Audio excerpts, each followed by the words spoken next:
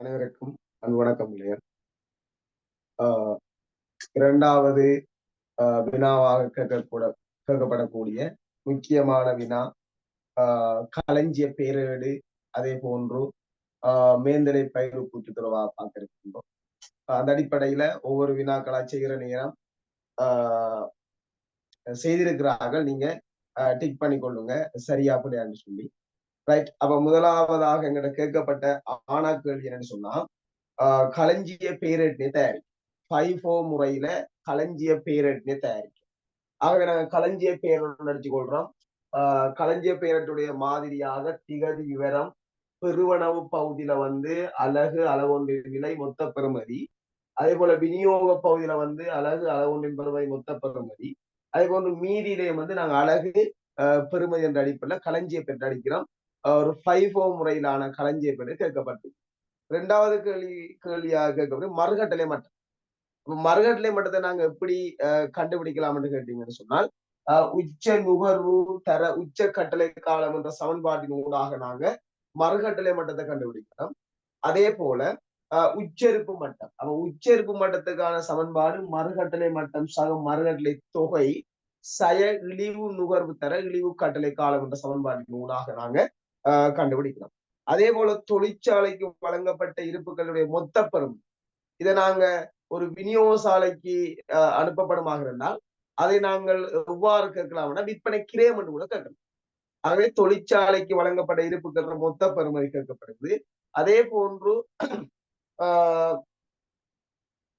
இருப்பு பேரேட்டில் 31/1/2027 களஞ்சியத்தின் இருப்பினுடைய பெறுமதி, களஞ்சியத்துல காணப்படுற இருப்பினுடைய பெறுமதிகளாக கேட்கப்பட்டிருக்கு. ரைட். அப்ப அதற்கான கேள்விகளை நாங்க வாசிப்போம். முதலாவது, தளபாட உற்பத்தி வணிகமான ரிசானி வியாபாரத்தில் 2024 ஜனவரி மாதம் தொடர்பாக பெறப்பட்ட தகவல் வருமாறு. மூலப்பொருள் நாளாந்த நுகர்வு, ஆகவே மூலப்பொருள் நாளாந்த நுகர்வு ஆக கூடியது சராசரி. அப்ப ஆகக்கூடிய நாளாந்த மூலப்பொருள் நுகர்வு 7000. மறுகட்டளை மட்டத்தை கணிப்பிடுவதற்காக நாங்கள் 7000 சதுர அடி நாளாந்த நுகர்வு பயன்படுத்தப்படுது. அதே போல ஆக குறைந்த நாட்கள், அப்ப ஆக குறைந்த நாட்களும் இருக்கு, சராசரி இருப்பு மட்டமும் இருக்கு. அப்ப அந்த அடிப்படையில் உங்களுக்கு வேணும் என்னன்னு கேட்டால், சராசரி இருப்பு மட்டம் என்பது ஆகக்கூடிய நுகர்வு காலத்தையும் ஆக குறைந்த நுகர்வு காலத்தையும் கூட்டி 2ஆல பிரிக்கிறது சராசரி. அப்ப சராசரி பாத்தீங்கன்னா 10 இருக்குன்னா 2ஐயும் கூட்டி வந்தது 20 நாட்களா இருக்கு.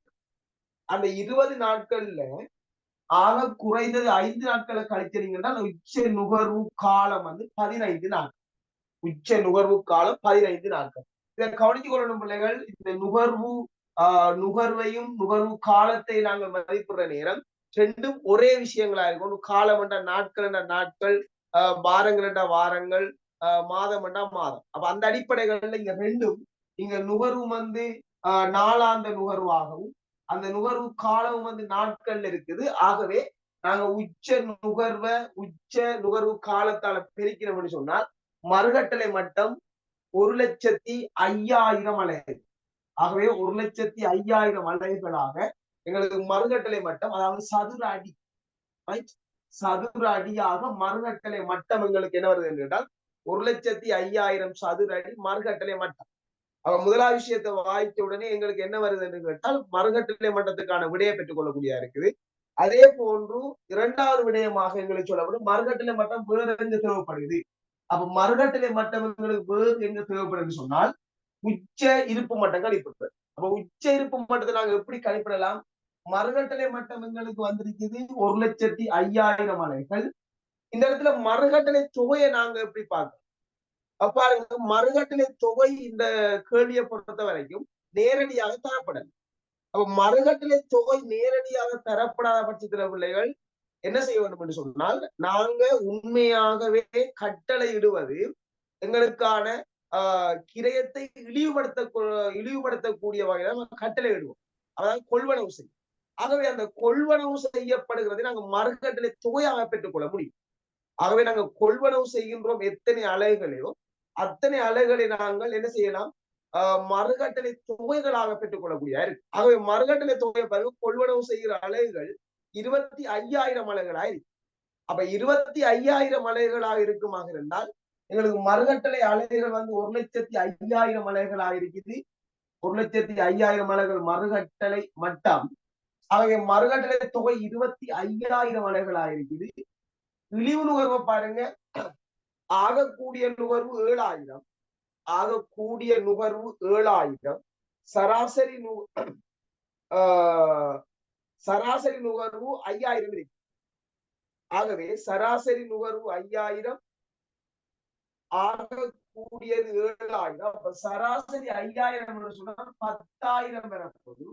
10,000த்துல 7,000 உச்ச நுகர்வு கழிச்சீங்கன்னு சொன்னால் இழிவு நுகர்வாக 3,000 ரூபாய், 3,000 அலை. அப்ப இழிவு நுகர்வு 3,000 அலைகளாகவும் இழிவு கட்டளை காலம் அங்க சொல்லப்பட்டிருக்குது ஆக குறைந்தது 5 நாட்கள்.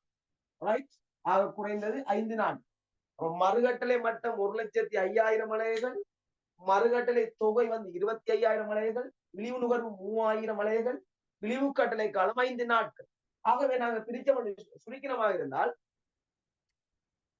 1,15,000 சதுர அடி, உச்சரிப்பு மட்டம் 1,15,000 சதுர அடி. அது பாருங்க, 2 கேள்வி மறுகட்டளை மட்டத்துக்கான விடயம் எடுத்துட்டால், அதே போல உச்சரிப்பு மட்டத்துக்கான விடயம் எடுத்தால். இனி வருகின்ற ஒவ்வொரு விடயங்களையும் களஞ்சிய பெயரிட்டு இவ்வாறு பதிவு செய்யலாம். அந்த களஞ்சிய பெயரில் FIFO முறையிலான களஞ்சிய பெயர். FIFO முறையிலான களஞ்சிய பெயர் என்று சொன்னால் உங்களுக்கு தெரியும், முதலாவது வந்த பொருள் நிறுவனத்தை விட்டு முதலாவது வெளியேறும். அப்ப முதலாவது வந்த பொருள் நிறுவனத்தை விட்டு முதலாவது வெளியேறும் FIFO முறை, பெஸ்ட் இன் பெஸ்ட் அவுட். ஆகவே அந்த அடிப்படையில இவனத்தை நீங்க கொஞ்சம் விலகிக் கொள்ள வேண்டிய விஷயம் என்று கேட்டால், மறுகட்டளை தொகை எப்படி கண்டுபிடிச்சு. மறுகட்டளை தொகை என்ற விஷயம் என்று கேட்டால், எங்களுடைய செலவுகளை இழிவுபடுத்திக் கொள்ளக்கூடிய நிலையில தான் நாங்கள் கொள்வனவுகளை மேற்கொள்வோம். மறுகட்டளை தொகைகள் வெளிப்படையாக தரப்படாத பட்சத்தில் நாங்கள் கொள்வனவு செய்து கட்டளையிட்டு கொள்வனவு செய்யப்படுவதை நாங்கள் மறுகட்டளை தொகைகளாக எடுத்துக்கொள்ள வேண்டும். சரியோ? அதை நீங்க நோட் பண்ணி வச்சுக்கோங்க. ரைட், இப்ப களஞ்சிய பேர் பார்ப்போம். எங்களோட ஆரம்பத்துல வந்து 1/1/2024 மீதி 250 அலை. ரைட், 1/1/2024 மீதியாக எங்கள்கிட்ட காணப்படுகிற அலைகள் வந்து 10,000 அலைகள் இருக்குது. அந்த 10,000 அலைகளும் வந்து பாத்தீங்கன்னா அந்த பெருமையில் ஆயிரங்கள்ல போட்டு போடுறேன். 10,000 அலைகள் இருக்குது. 10,000 அலைகள், ஒரு அலை 250 ரூபாய். அப்போ ஒரு அலை 250 ரூபாய் என்று சொன்னால் 25,000. ஒரு அலகு 250 ரூபாய் படி என்று சொன்னால் 2,500. அது ஆயிரங்கள்ல வந்து 2,500 ஆரம்ப மீதியாக காணும். தொடர்ச்சியாக பாருங்க, 6/1/2024 கொள்வனவு, 6/1/2024 கொள்வனவு செய்யறோம். அதாவது பெருவனவுகள் 300 அலைகள், 300 அலைகள் கொள்வனவு செய்றீங்க. சாரி, அவ்வளவு 2,25,000 அலைகள் கொள்வனவு செய்றீங்க. ஒரு அலகு 300 ரூபாய் படி. ரைட், ஒரு அலகு 300 ரூபாய் படி 25,000 அலைகளை கொள்வனவு செய்றீங்க. ஆகவே 7,500. இந்த மொத்த பெறுமதிகளை எல்லாம் நான் ஆயிரங்கள்ல போட்டுக் கொள்றோம் பிள்ளைகள். அதாவது பணப்பெறுமதி வார விஷயங்கள் எல்லாத்தையும் ஆயிரங்கள்ல போட்டுக் கொள்றேன். பார்த்துக்கொள்ளுங்க, மேல ஆயிரங்கள் போடுறோம். பணப்பெறுமதி வாரதை மட்டும் ஆயிரங்கள்ல போட்டுக்கணும். ஆகவே 25,000 அலைகளை வந்து நாங்க 300 பிரிக்கிறோம், 7,500. இப்ப பாருங்க, FIFO முறை என்ற நேரம் ஸ்டார்ட்ல எங்கள்கிட்ட இருந்த 10,000 அலைகளோடு 25,000 அலைகளை சேர்த்தோம் என்று சொன்னால் எங்கள்கிட்ட இருக்கக்கூடிய அளவு 35,000 அலைகள். ரைட், ஸ்டார்ட்ல இருந்த 10,000 அலைகளோடு கொள்வனவு செய்யப்பட்ட 25,000 அலைகளையும் சேர்த்தோம் என்று சொன்னால் 10,000 சக 25,000 35,000 அலைகள். அதே போல எங்களோட பெறுமதி ஆரம்பத்துல 2,500 ரூபாய் பெறுமதியான இருப்பின கிரயத்தோடு வாங்கப்பட்டது 7,500, சோ 10,000. ஆகவே இந்த கொள்வனவின் பிறகு இருக்கக்கூடிய அலைகள் 35,000 அலைகள், அதனுடைய கிரய பெறுமதி 10,000 காணப்படும். அதாவது ஆயிரங்கள். திரும்ப நாங்க என்ன செய்யறோம்னு சொன்னால் பலன்கள் 12/1/2024 12/1/2024 நாங்கள் பலன்கள் செய்தோம். அப்ப பலன்கள் செய்யற நேரம் வந்து பாத்தீங்கன்னா பிள்ளைகள் 20,000 மலர்களை வழங்கல் செய்யும். அப்ப 20,000 மலர்களை வழங்கல் செய்யக்கூட உங்களுக்கு தெரியும் பைபோ முறை என்று சொன்னால் முதலாவது வந்த பொருள் முதலாவது களஞ்சியத்துக்கு விநியோக சாலைக்கு மாற்றப்படும். ஆகவே ஆரம்பத்துல வந்து பாத்தீங்கன்னா எங்கள்கிட்ட இருந்து 10,000 பெறுமதியான அலைகள் அவர் தனிய 10,000 பெறுமதியான அலைகளை நாங்க 250 ரூபாய் படியான அலைகள் 250 ரூபாய் படியான அலைகள் 2,500 1000 திரும்ப நாங்க என்ன செய்யணும் 20,000 அலைகள்ல 10,000 அலைகள் ஆரம்ப மீதியாக காணப்பட்டது. திரும்ப நாங்க 10,000 அலைகள் எடுக்க போறீங்க பிறகு வாங்கப்பட்ட 300 ரூபாய் பெறுமதியான அலைகள். சோ 300 ரூபாய் பெறுமையான அலகு என்று சொன்னால் 3,000 ரூபாய் ஆயிரங்கள் வரும். அப்ப பாருங்க 35,000 அலகுல 20,000 அலகுகள் போயிடுச்சு. 20,000 அலகுகள் போனா உங்கள்கிட்ட மிச்சமா இருக்கக்கூடிய அளவு 15,000 அலகுகள். அதே போல 10,000 ரூபாய் பெறுமதியில வந்து 5,500 ரூபாய் போனா மிச்சமா இருக்கக்கூடிய 4,500 ரூபாய். சோ இதெல்லாம் வந்து பாருங்க இதெல்லாம் இப்படி இதுல இவ்விடத்துல கூட்டி எல்லாம் இனி போடுற விளையாட்டு இல்லை. இது ஒவ்வொன்றையும் தனித்தனியாக நாங்க என்ன செய்யணும் என்றால் ஒவ்வொன்றையும் தனிப்பெருமதிகளாக காட்டணும். இங்க இந்த மொத்த பெருமையிலிருந்து வழங்கப்பட்டதை கழித்து போட்டு 15,000. இந்த 15,000 அலகுகளும் எந்த பெருமதி உடையது என்று பாத்தீங்கன்னு சொன்னால் 300 ரூபாய் பெருமதியா. அப்ப 300 ரூபாய்க்கு வாங்கப்பட்ட அலகுகள்ல இந்த 15,000 அலகுகள் உங்கள்கிட்ட இருக்குது. தொடர்ச்சியா பாருங்க திரும்ப நாங்க கொள்வனவு செய்யறோம் 20ஆம் தேதி கொள்வனவு செய்யறோம் 400 அலகுகள் 20ஆம் தேதி 1/2020 கொள்வனவு நாங்க 25,000 அலகுகளை கொள்வனவு செய்யறோம் 400 ரூபாய் விலை. ஆகவே 25,000 அலகுகள் 400 ரூபாய் விலையில கொள்வனவு செஞ்சிருந்தால் ஆகவே மொத்த பெறுமதி 10,000 ஆயிரங்கள்ல 10,000. பாருங்க உங்களோட 15,000 அலகுகள் இருக்குது. அதுல 25,000 அலகுகள் வாங்குறீர்கள். அப்ப 25,000 அலகுகள் வாங்குவீங்களாக இருந்தால் 15,000 பிளஸ் 25,000 40,000 அலகுகள் உங்களுக்கு வருது. ரைட் 40,000 அலகுகள். இப்ப நேரத்துல உங்கள்ட்ட 45,000 பெறுமதியோட 4,500 ரூபாய் பெறுமதியோட 10,000 சேரும்னா 14,500 ரூபாய் பெறுமதியா 14,500 ரூபாய் பெறுமதியா. ரைட் தொடர்ச்சியாக பாருங்க 24/1/2024 வளங்கள் 20,000. திரும்ப நாங்க என்ன செய்யறோம் 24/1/2024 வளங்கள் செய்யறோம் 20,000 அலகு. இந்த 20,000 அலகுகள் செய்கின்ற நேரம் பாருங்க உங்களோட 15,000 அலகு தான் மீதி இருந்தது. அந்த 15,000 அலகுகளின் எந்த விலைப்படி என்று சொன்னால் 300 ரூபாய் விலைப்படி இருந்தது. முதலாவது அத விநியோக சாலைக்கு அனுப்பிய பிறகுதான் புதிதாக வாங்கப்பட்டதிலிருந்து நாங்க என்ன செய்வோம் அதுல எடுக்கணும். அப்ப முதலாவது நாங்கள் வழங்க செய்யப்பட 15,000 அலைகள் 300 ரூபாய் விலைப்படியானது 15,000 அலைகள் 300 ரூபாய் விலைப்படியானது 4,500 ரூபாய். திரும்ப புதிதாக 400 ரூபாய் விலையில வாங்கப்பட்டதிலிருந்து 5,000 அலகு எடுக்கப்பட ஆகவே 5,000 அலகுகள் 400 ரூபாய் விலைக்கு வாங்கப்பட்டது. சோ 2,000. அப்ப பாருங்க 40,000 அலகுல 20,000 அலகுகள் போகுமாக இருந்தால் மீதியாக உங்களுக்கு ஃபைபோ முறையில 20,000 அலகுகள் இருக்குது.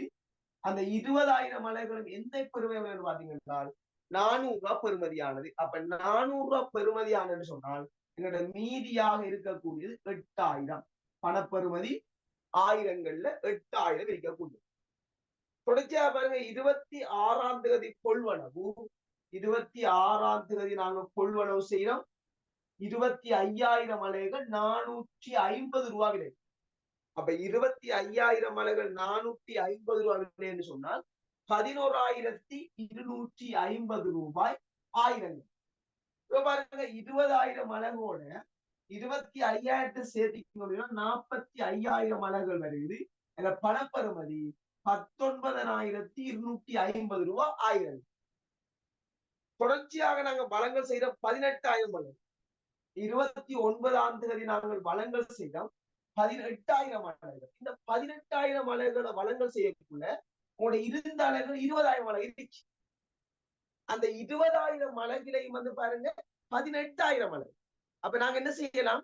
அப்ப நாங்க இருக்கிற அளவை விட வழங்கப்படுற அலைகள் குறைவாக ஒரே பெருமதியில ஆகவே வழங்க செய்யற 18,000 அலைகள் ஒரு அலகு அது எவ்வளவு விலைப்படி என்று சொன்னால் 400 ரூபாய் விலையான இருக்கும்.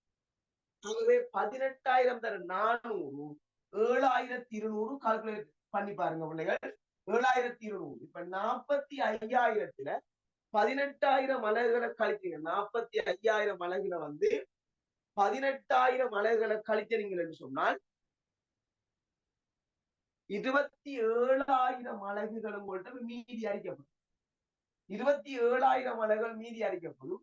அதுல 19,250 பெறுமதியில 7,200 கழிக்கிறீங்கன்னு சொன்னால் உங்களோட மீதியாக 12,050 ரைட். உங்களோட மீதியாக இருக்கக்கூடிய பணப்பெறுமதி 12,050. திரும்ப பாருங்க 31 ஆண்டுகள் 31/1/2024 கொள்வனவு செய்யறோம். திரும்பவும் 25,000 அலைகள் கொள்வனவு செய்யறோம். ஒவ்வொரு அலைகளும் 500 ரூபாய் விலைப்படி கொள்வனவு செய்யும். அப்ப 500 ரூபாய் விலைப்படி கொள்வனவு செய்தால் 12,500 12,500 நாங்க அந்த அடிப்படையில 27ஓட 25,000 அலை சேர்த்தீங்க என்றால் 52,000 அலைகள் 52,000 அலைகள். அதே போன்று 12,500 12,500 சேர்த்தீங்க என்றால் 24,550 ரூபாய். சரியோ? அப்ப கேட்கப்பட்ட கேள்வி களஞ்சிய பேரிட பதிவு செய்யும்.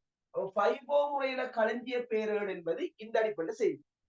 அடுத்த கட்டம் உங்கள்கிட்ட கேட்கப்பட்ட கேள்வி உச்சரிப்பு மட்டம் கண்டுத்தம், அதே போல மறுகட்டளை மட்டம் கண்டு. 4வது கேள்வியாக கேட்கப்பட்டீங்க பாருங்க. 4வது கேள்வியாக கேட்கப்பட்டதுன்னா தொழிற்சாலைக்கு வழங்கப்பட்ட இருப்புகளின் மொத்த பெறும். தொழிற்சாலைக்கு வழங்கப்பட்ட இருப்புகளின் மொத்த பெறும் என்று கேட்டா பிள்ளைகள் உங்களோட விநியோக பகுதியில்